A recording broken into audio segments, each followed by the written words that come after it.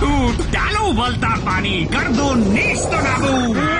Termite proof, border proof, fire retardant, extra tough and for the first time in the world, boiling waterproof. Action Tesa Boilo, सबसे मजबूत। इनकूल fans आपको सब कुछ offer करते हैं। Indian copper में बने हैं, with in water technology, 5 star rated और बिजली भी बचाते हैं। और क्या चाहिए? तो याद रहे इनकूल फैंस, भारत में बना भारतीयों का विश्वास।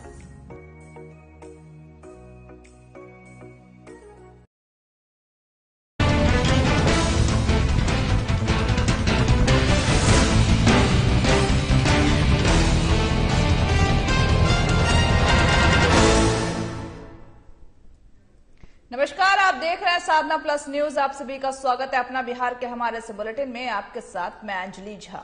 बुलेटिन की शुरुआत करेंगे, लेकिन इससे पहले नजर डालते हैं आज की सुर्खियों पर। सीएम चंडी ने दिया विवादित बयान। डॉक्टर दिलीप कुमार जायसवाल ने दी तीखी प्रक्रिया, कहा ऐसे बयानों से देश की एकजुटता संपन्न हुई जिला पार्षदों की सभा। एसके मेमोरियल हॉल में हुई सभा। सभी पार्षदों ने भ्रष्टाचार का उठाया मुद्दा। जिले में चल रहा नक्सल अभियान। सीआरपीएफ के विशेष महानिदेशक ने लिया जायजा। मौके पर कई अधिकारी रहे मौजूद। संघ के प्रमंडलीय अध्यक्ष संपत यादव की बिगड़ी तबीयत। 3 दिनों से कर रहे भूख हड़ताल। चौकीदार और दफादारों के आश्रितों के बहाली की मांग। शराब माफियाओं पर उत्पाद विभाग का शिकंजा। दियरा क्षेत्र में ड्रोन कैमरे में रखी जाएगी नजर। सफल रहा ड्रोन कैमरे का परीक्षण। अब करते हैं बुलेटिन की शुरुआत खबरों से, जहां पर राजद के प्रदेश प्रवक्ता शक्ति सिंह यादव ने प्रेस कॉन्फ्रेंस की है, जहां उन्होंने स्थानीय प्राधिकार चुनाव को लेकर के बातें कही है। उन्होंने सीधे तौर पर चुनाव आयोग पर निशाना साधा है और कहा है कि चुनाव आयोग बीजेपी का तोता बनकर सामने आ गया है। वो सिर्फ केंद्र सरकार की बात सुनता है और उतने दिनों से सीटें खाली हैं, अब तक इसकी घोषणा क्यों नहीं की गई है। इन तमाम बातों को लेकर के राजद प्रवक्ता और पूर्व विधायक शक्ति सिंह यादव ने प्रेस कॉन्फ्रेंस की है।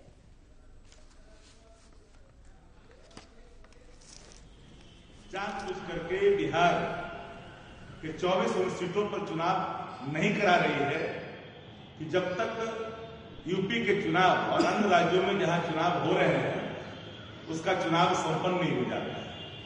तो एक तरह से स्वायत्त संस्था, ऑटोनोमस बॉडी, जो भी देश के अंदर संस्थाएं हैं, उसका खुला इस्तेमाल कैसे होता है उसका यह नमूना है। और आप लोग जानते हैं कि प्रतिनिधि ही इसमें पूरी तरह से आपको मतदान का प्रयोग करते हैं।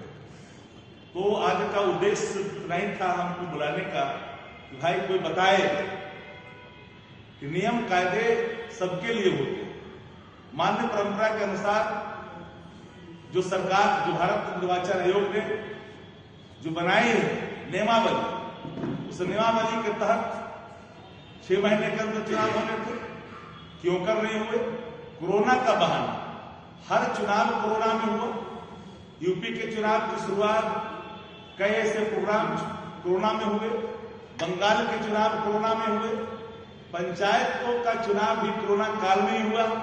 इसलिए यह कह देना कि यह कोरोना काल के कारण टाला गया है, तो मैं समझता हूं कि यह उचित नहीं है। और इसलिए कह रहा हूं कि यह आम चुनाव नहीं है। यह चुनाव प्रतिनिधियों द्वारा ही प्रतिनिधि को चुना जाता है। इसलिए पूरी तौर पर मेरा सीधा चार्ज है भारत के चुनाव आयोग पर कि जानबूझकर के चुनाव आयोग अपनी जो उसकी ड्यूटी है, ड्यूटी के अनुपालन में कहीं न कहीं कोताही नहीं बरत रही है, बल्कि भारतीय जनता पार्टी के इशारों पर तोता की भूमिका में है। और ये आरोप हम नहीं लगा रहे, बल्कि ये आरोप उनके द्वारा लेट जो हो रहा है कराने में, चुनाव कराने में, संपन्न कराने में, तिथि की घोषणा करने में, अधिसूचना जारी करने में, और पूरी एनडीए, पूरी कुनवा इन दिनों यूपी में पूरी तरह से विद बैगेज वहां लॉन्च कर दिए गए हैं। और यहाँ चुनाव चुपचाप विकास अवरुद्ध है, कोरम का अभाव है, कई तरह की चीजें हैं। तो मेरा सीधा आरोप है, आज क्या जो हमारा प्रेस वार्ता है, इसका मुख्य उद्देश्य यही था कि भारत का चुनाव आयोग जानबूझ करके भारतीय जनता पार्टी के दबाव में बिहार के स्थानीय निकाय से होने वाले चुनाव को टाल रही है। बिहार और यूपी के लोगों को लेकर के पंजाब के मुख्यमंत्री चरणजीत सिंह चन्नी के विवादित बयान की चौतरफा निंदा विभिन्न पार्टी के नेताओं द्वारा की जा रही है और इसी क्रम में बीजेपी के विधान पार्षद जो है वो दिलीप कुमार जायसवाल ने तीखी प्रतिक्रिया दी है। उन्होंने कहा कि ऐसे बयानों से देश की एकता पर चोट पहुंचती है और कहा नेता अपनी सत्ता का दुकानदारी चलाने के लिए कुछ भी बयान दे देते हैं। साथ ही यह भी कहा कि ऐसे बयानों पर न तो मीडिया को ध्यान देना चाहिए और न ही देश के लोगों को।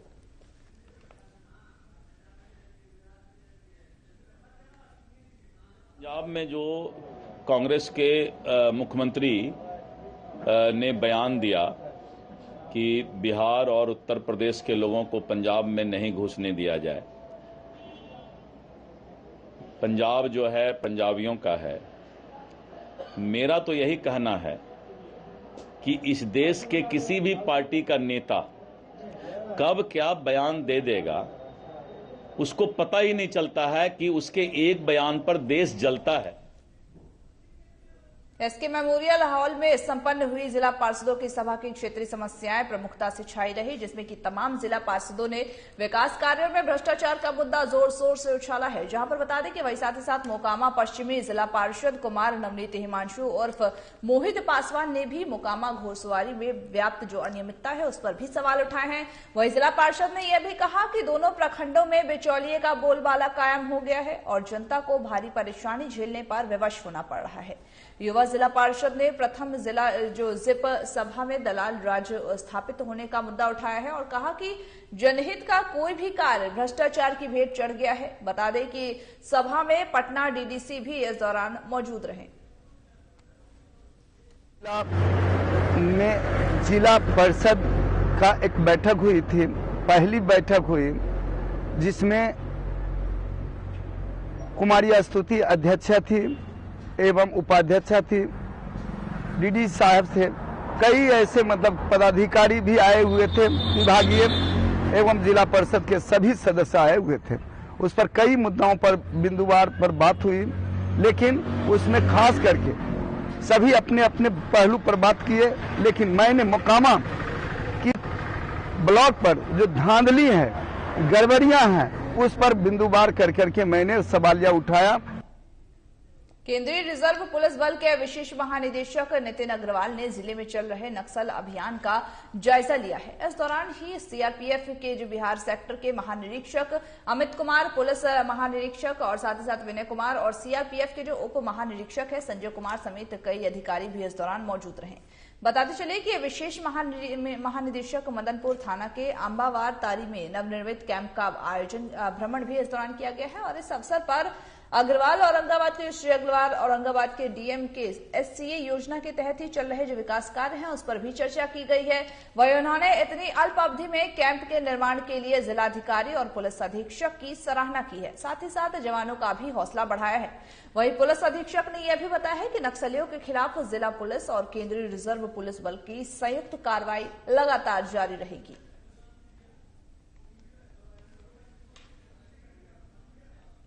जो नक्सल विरोधी अभियान चल रहा है, इसी दरमियान Shri Nitin Agarwal special DG CRPF central zone, Shri Amit Kumar महानिरीक्षक CRPF Bihar sector, Shri Vinay Kumar IG Magadh range, Shri Sanjay Kumar DIG CRPF, इनके द्वारा जो हम लोग अस्थायी कैंप का निर्माण कर रहे हैं उसको विजिट किया गया है। इस अवसर पर श्री सौरभ जौरवाल जिलाधिकारी भी वहाँ उपस्थित हैं और स्पेशल डीजी सर ने डीएम साहब के साथ बैठकर वो एससीए के अंतर्गत जो योजनाएं चल रही हैं उस पर बातचीत हुई।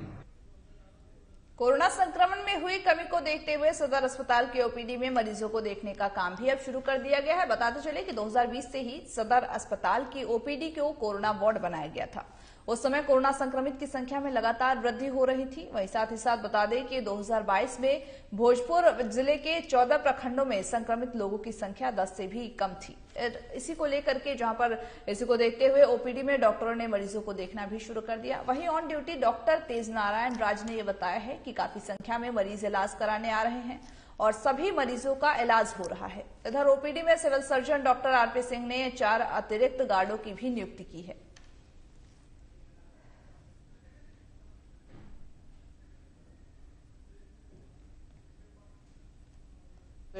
कल से शिफ्ट हुआ है इसमें कि पहले पीपीओटी में चल रहा था। यहाँ मरीजों की संख्या ज़्यादा रहती है और यहाँ देखने में भी आसानी होती है। सब डिपार्टमेंट वाइज अलग अलग होता है तो मरीज को सुविधा होती है। हम लोग भी बढ़िया से देख पाते हैं। पहले से भीड़ बढ़ी है? पहले से भीड़ बढ़ गई है। ये मैंने कब से हुआ है? ये कल से शिफ्ट हुआ है। कल से शिफ्ट हुआ। हाँ, कोरोना का संक्रमण थोड़ा सा चल रहा है। असुविधा कोई होती है? नहीं, यहाँ कोई असुविधा नहीं होती है। यहाँ सारा डिपार्टमेंट वाइज है इसलिए मरीज को भी लाइन लगने में आसानी होती है। हम लोग भी आराम देखते हैं, ठीक ठाक देखते हैं। बुलेटिन में आगे बढ़ेंगे, लेकिन इससे पहले रुकते हैं एक छोटे से ब्रेक के लिए। जल्द होंगे हाजिर।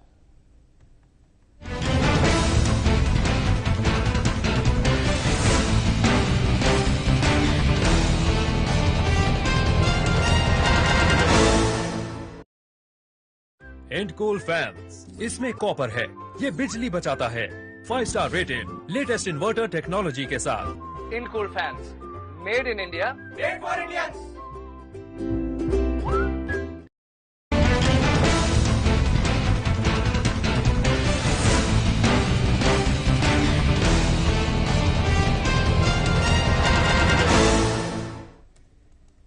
ब्रेक के बाद आप सभी का एक बार फिर से स्वागत है अपना बिहार के हमारे इस बुलेटिन में। अब बढ़ते हैं खबरों की ओर, जहां पर जिले में चौकीदारों और दफादारों के आश्रितों की बहाली की मांग को लेकर के संघ के प्रमंडलीय अध्यक्ष संपत यादव पिछले 3 दिनों से भूख हड़ताल पर हैं। आपको बता दें कि अध्यक्ष संपत यादव की भूख हड़ताल से तबियत बिगड़ने लगी है। इसके बावजूद भी संपत ने अपना यह विरोध प्रदर्शन तब तक जारी रखने की बात कही है जब तक कि 2014 के आदेश में आलोक में जो चौकीदार और दफादारों के आश्रितों को की बहाली नहीं की जाती है।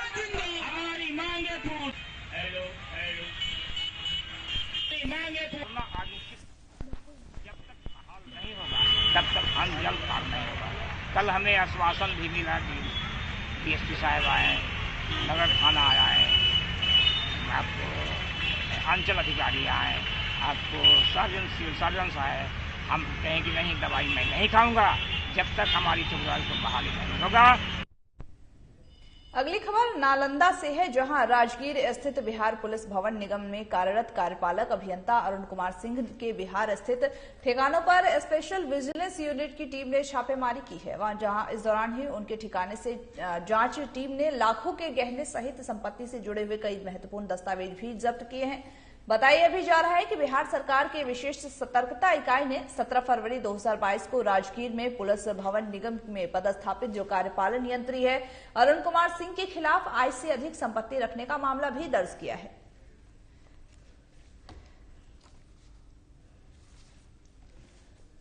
यहाँ पर बता दें कि पुलिस भवन में कार्यरत जो कार्यपालक हैं अभियंता अरुण कुमार के इनके ठिकानों पर छापेमारी की गई है और गहने भी यहां से बरामद किए गए। और साथ ही बता दें कि इससे पूर्व भी इनके ऊपर आय से अधिक संपत्ति रखने का मामला दर्ज किया गया था और इसी के तहत ही यहां पे छापेमारी की गई है।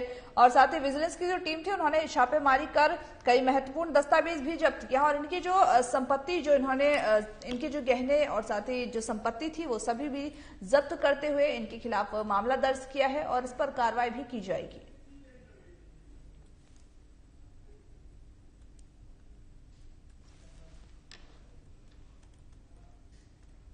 मंडल के औंता हालट के पास नई रेलवे लाइन के निर्माण कार्य पर किसानों ने घोर आपत्ति जताते हुए जोरदार प्रदर्शन किया और साथ ही साथ भूमि मुआवजे की मांग को लेकर के आंदोलन शुरू कर दिया है। वहीं किसानों ने निर्माण कंपनी पर जबरन भूमि हड़पने और फसल क्षति करने का भी आरोप लगाया है।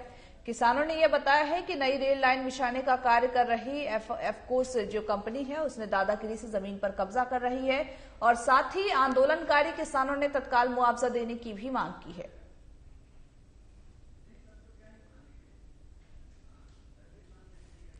यहाँ पर बता दें कि ये प्रदर्शन जारी है और साथ ही जो किसान हैं उन्होंने घोर आपत्ति जताते हुए प्रदर्शन जारी किया है और साथ ही उन्होंने कहा है कि मुआवजे की जो भूमि मुआवजे को लेकर जो उनकी मांग है वो पूरी की जाए, अन्यथा ये जो आंदोलन है वो ऐसे ही चलता रहेगा। वही साथ ही साथ किसानों ने यह भी बताया है कि नई रेल बिछाए जाने को लेकर के जो कंपनी की एफकोस कंपनी की जो दादागिरी देखने को मिली है उस पर कार्रवाई की जाए। वही साथ ही साथ आंदोलनकारी किसानों ने मुआवजे देने की मांग की है। जब उनके जो भूमि आवंटित किए गए थे वो उनके नहीं मिले, इसको लेकर के उन्होंने मुआवजे की मांग की है। और साथ ही किसानों ने सभी मामलों में नई रेलवे लाइन बिछाई जा रही है, इसके बीच में नई रेलवे लाइन जो बिछाई जा रही है इसके बीच में इन सभी की जो भूमि आई है उस पर भूमि के मुआवजे की मांग की गई है, क्योंकि किसानों की भूमि जो होती है वो उनका सब कुछ होते हैं। और ऐसे में नई रेलवे लाइन बिछाए जाने को लेकर के जो इनकी भूमि बीच में आ गई है उससे सरकार से मुआवजे की मांग की गई है कि उनको सरकार से मुआवजा दे, जिसको लेकर के उस भूमि को कहीं और मतलब उस भूमि को छोड़ करके वो किसी और कृषि में अपना काम कर सके। वहीं साथ ही इस मांग को लेकर के आंदोलन जारी है। वहीं किसानों ने निर्माण कंपनी पर भी जबरन भूमि हड़पने का आरोप लगाया। उनका कहना है कि उनसे पूछा नहीं गया और रेलवे लाइन की जो ये कार्य हो रही है उसमें जबरन तरीके से इनकी भूमि को हड़प लिया गया और इनकी भूमि की एवज में ना तो इनको मुआवजा दिया गया है और ना ही इनको इनकी भूमि दी गई है। इसको लेकर के ये सभी परेशान है और साथ ही सरकार से इस बारे में मांग की जा रही है कि ये जो दादागिरी है उसको हटाते हुए ये जो इनकी भूमि का मुआवजा था वो इनको वापस मिले। रेलवे के द्वारा जो किया जा रहा है, एक नई रेल लाइन बन रही है और हम किसान का इसमें न मुआवजा मिला है न कुछ मिला है और जबरदस्ती रेलवे जो है सो इसको काम करने के लिए रेडी है, करवा रही है और सारे फसल को नष्ट कर रही है। हम लोग मुआवजा के लिए चिल्ला रहे हैं, कोई सुनने वाला नहीं है, कोई समझने वाला नहीं है। हम लोग पेपर, खतियान, एलपीसी सब जमीन के कागजात दिखा रहे हैं, लेकिन ये लोग मानने के लिए तैयार नहीं है। हम लोग गांधीवादी तरीके से इसका विरोध कर रहे हैं। औंधता हाट पर किसानों के भारी विरोध पर नई रेल लाइन का निर्माण कार्य रोक दिया गया है। बताते चले कि अंचलाधिकारी गयानंद ने किसानों की मांग पर यह कदम उठाया है। इसके पहले ही भूमि और फसल मुआवजे की मांग को लेकर के किसानों ने उग्र प्रदर्शन किया था और बेमियादी आंदोलन भी उनका शंखनाद भी किया था। किसानों के तेवर के बाद प्रशासन ने यह कदम उठाया है, साथ ही साथ सभी साक्ष्यों की मांग भी की गई है। किसानों का यह कहना है कि उनके भूमि को जबरदस्ती उनसे हड़प लिया गया है, उनको कोई मुआवजा नहीं दिया गया। इसको लेकर के किसान लगातार आंदोलनरत थे। उसको लेकर के यही उनमें एक रेलवे लाइन की नई रेल की जो निर्माण हो रही थी उस कार्य को रुकवा दिया गया है। और साथ ही साथ अंचलाधिकारी गयानंद ने किसानों ने जो मांग उठाया था उसकी जांच करने की बात की है, इस पूरे मामले की जांच करने की बात की है। क्या रेलवे लाइन द्वारा इनको मुआवजा नहीं दिया गया है या फिर इनसे इनकी अनुमति के साथ इनकी जमीन को हड़पा गया है, क्या कुछ ये पूरा मामला, इसको लेकर के जांच की जाएगी। उसके बाद ही जो रेलवे लाइन का कार्य होना था वो उसको दोबारा स्टार्ट किया जाएगा, क्योंकि कहीं ना कहीं किसान जो है अपनी जमीन को लेकर के आंदोलनरत थे और किसानों की आंदोलन को देखते हुए, किसानों का जो ये आंदोलन था उसको देखते हुए ये फैसला लिया गया है। उस पर जो अंचलाधिकारी है उन्होंने इस निर्माण कार्य को रोकते हुए जो किसानों की मुआवजे की मांग है, जो उनका कहना है कि फसल उनके नष्ट हो रहे हैं रेलवे लाइन के बिछने की वजह से और इसके एवज में उन्हें कोई मुआवजा भी नहीं मिल रहा, ऐसे में उनके आंदोलन को देखते हुए यह फैसला लिया गया है।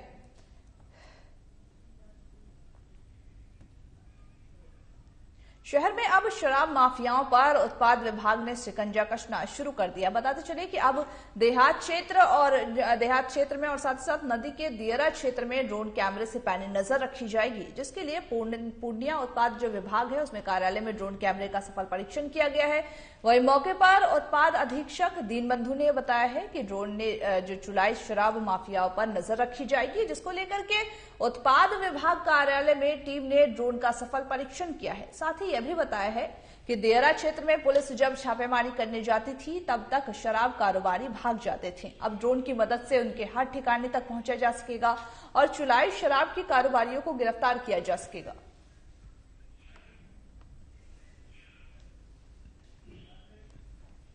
यहाँ पर बता दें कि अब शराब माफियाओं पर ड्रोन के जरिए नजर रखा जाएगा और शराब माफियाओं का जो ये शराब की जो अवैध तस्करी थी उसको बंद कराने के लिए ये एक अच्छी पहल देखने को मिली है। जब अगर देखा जाए तो जब पुलिस को इस बारे में सूचना मिलती थी और उत्पाद विभाग जब उन्हें पकड़ने के लिए जाते थे, इतने ही देर में जो अपराधी थे वो भाग जाते थे, जिसकी वजह से कई बार जो शराब माफिया थे उन पर शिकंजा कसने में नाकामयाब साबित होती थी, जिसकी वजह से इस ड्रोन कैमरे का निर्माण कराया गया है। अब यह ड्रोन कैमरा ही जाकर के जगह जगह पर उत्पाद विभाग की तरफ से जाएगा और शराब माफियाओं पर अपनी पैनी नजर लगाएगा। पहली बार आज हम लोग टीकापट्टी क्षेत्र में इसका जांच करा रहे हैं ड्रोन से कि किस किस एरिया में अवैध चुलाई का अड्डा है और अड्डा को चिन्हित करते हुए उस पर छापामारी कर शराब भी नष्ट किया गया। सोहरसराय थाना क्षेत्र के पहाड़ी पर बीते महीने हुए जहरीली शराब कांड में 12 लोगों की मौत मामले में अब तक 15 लोगों की गिरफ्तारी हो चुकी है।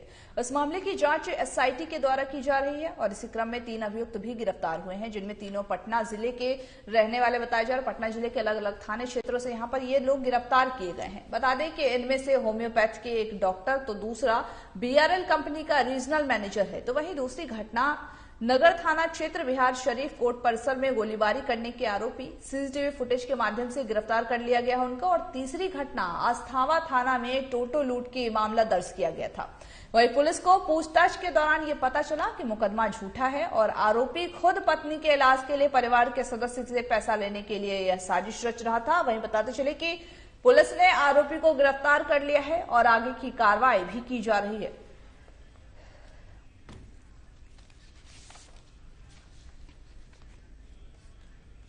एसआईटी के द्वारा इस कांड में लगातार छापामारी और गिरफ्तारी बरामदगी की कार्रवाई चल रही है। इसी क्रम में फर्दर इन्वेस्टिगेशन में जो एविडेंसेस अवेलेबल हुए, विशेष रूप से बैकवर्ड लिंकेजेस इस्टेब्लिश करने की दिशा में एसआईटी के द्वारा कार्रवाई करते हुए कुल 3 अप्राथमिक अभियुक्तों को गिरफ्तार किया गया है, जिसमें एक मुकेश महतो हैं जो सिमरी बख्तियारपुर थाना क्षेत्र जिला पटना के रहने वाले हैं।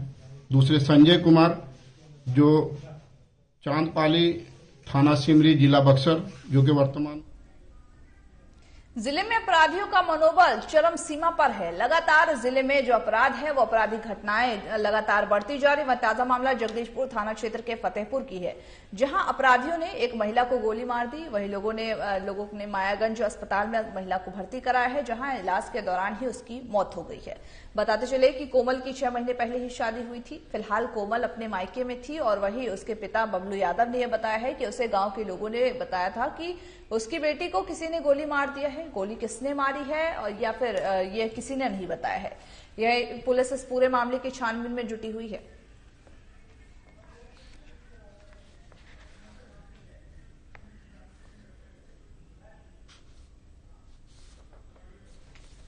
करने गए थे काम करके, अभी घर के करीब 200 गज इधरे थे, तब तो लोग बोला कि तुम्हारा बेटी को मारा है। मेरा बेटी मंजली बेटी कि पापा गोली मार दिया है, जान से मार दिया। तो हम बोलते हैं कौन, ये बोलबे नहीं करता है कौन मारा है। अभी मतलब डिक्लियर हमको नहीं बताया है। काहे मारा है नहीं पता चला, ये भी पता नहीं चला है काहे मारा। कोमल जो है मंजली बेटी थी। हमको पकड़ने गया, मंजली बेटी की पापा दीदी को मार दिया गोली ईटा से। जिले के रहुई और बिंद थाना क्षेत्र के सोनसिकरा गांव के पास 2 मोटरसाइकिल के बीच आपस में कड़ी टक्कर हो गई। इस घटना में 3 लोग बुरी तरह से जख्मी हो गए हैं, जिसमें कि एक की मौके पर ही मौत हो गई है। वहीं दूसरे के इलाज के दौरान मौत हो गई है। वहीं साथ ही आपको बताते चले कि विकास राय अपने 10 वर्षीय भतीजे ऋषु कुमार के साथ अपने दादी सास के माता पुरसी को लेकर के रहुई प्रखंड के सोसंदी गांव जा रहे थे कि इसी दौरान सरमेरा बेहटा स्टेट हाईवे पर 2 मोटरसाइकिल के बीच आपस में टक्कर हो गई, जिससे विकास राय और ऋषु कुमार की मौत हो गई है और दूसरे मोटरसाइकिल पर सवार एक अन्य गंभीर रूप से जख्मी हो गए हैं। वही बताते चले कि दोनों मृतक आपस में चाचा और भतीजे हैं, जो चंपापुर के तेजा बीघा के जो गांव है उसके रहने वाले बताए जा रहे हैं।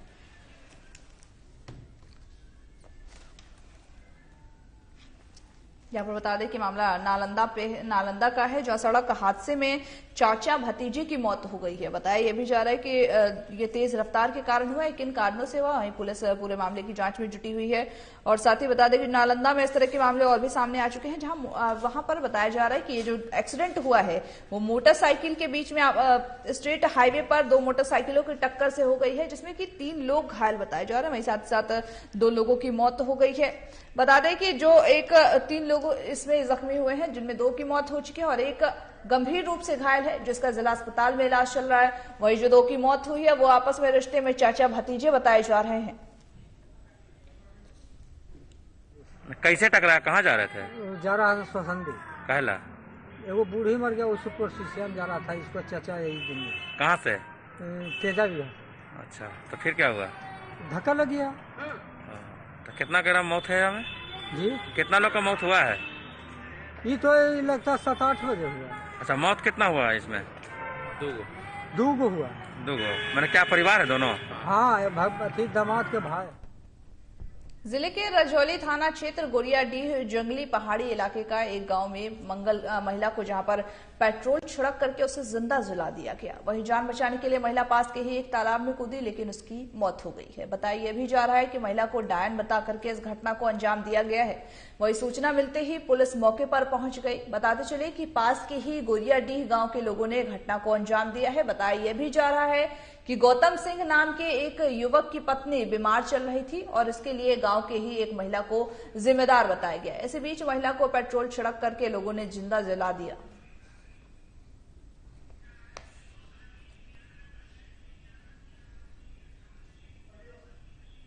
करके पकड़ लिया और मार डंगते ठटते ले गया तालाब के पास में ले जा करके पेट्रोल छीट दिया और पेट्रोल छीट करके माचिस मार दिया। माचिस मार कर नहीं मारा, जब पूरा कपड़ा जल गया तो पानी में कूद गया बचने के लिए। तो अभी क्या किया, सब लोग घेर करके और पत्थर ईटा से मार करके और हमरा वाहन को रेत दिया। वहाँ चक्करी का जितना आदमी था ना पूरा गाँव का, वहाँ मेरी फुआ को आए पढ़ने के लिए, बोल रही थी कि फुआ कहाँ गई है। हम बोले वो तो ले गई है बेटा को इलाज कराने के लिए, वो आएगी तो हम बात करा देंगे। तो बोले नहीं, पहले उसको लाओ। तो फिर उधर से दीदी आई इलाज करा के बेटा को। फिर वहाँ पे उसको डायन उन बोल रहा था और वहाँ पे आया, जैसे उसको कुछ पूछताछ नहीं किया और मारने के लिए स्टार्ट हो गया। सब मारते हुए लेकर गया उसको तालाब, एक तालाब है उधर चक्करी में, वहीं तालाब के पास लेकर गया, उस पर डीजल छिड़क दिया और आग लगा दिया। अपना बिहार का हमारे इस बुलेटिन में मुझे दीजिए इजाजत और तमाम बाकी खबरों के अपडेट्स के लिए बने रहिए हमारे साथ और देखते रहिए साधना प्लस न्यूज।